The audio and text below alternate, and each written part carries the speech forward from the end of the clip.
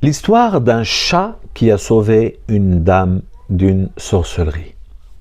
Bien sûr, ça peut vous sembler une histoire bizarre, mais c'est une histoire vraie.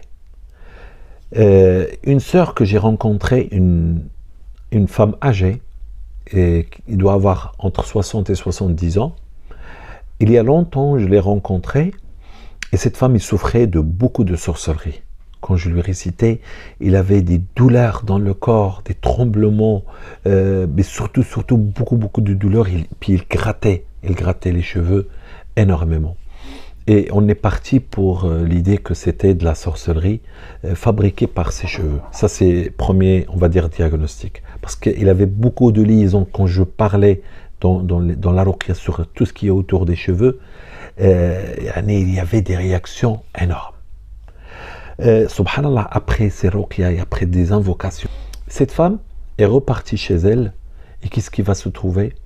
À chaque fois, il a remarqué qu'à chaque fois que son lave-linge, il tournait, il avait une douleur atroce, une grande douleur. Et à chaque fois, surtout pendant que le lave-linge, il tournait. Un jour, subhanallah, il avait un chat, et ce chat, il a commencé de faire comme ça, d'attraper quelque chose qui était au-dessous du lave-linge. Et qu'est-ce qu'il va trouver? Il va trouver une grande nœud comme ça, plein de nœuds de cheveux, subhanallah, de cette femme, et qui est mélangé avec des plantes, et mélangé avec des écritures, et mélangé avec des talismans. Et après, on m'a ramené ça, et on l'a détruit par la ruqya, en le mettant dans l'eau et en le détruisant. Et subhanallah, depuis ce jour-là, cette femme n'avait plus du tout de douleur dans la tête, ni de migraine.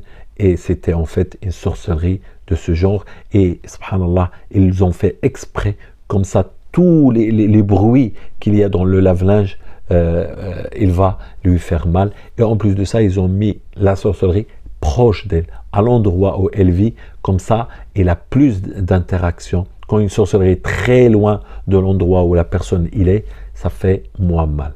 Donc c'est une histoire qui laisse réfléchir. Malheureusement, il y a des gens qui font beaucoup de mal. Ils ne craignent pas Allah subhanahu wa ta'ala. Ils ne savent pas qu'Allah il est juste et qu'il va se venger de toute personne qui font du mal aux autres.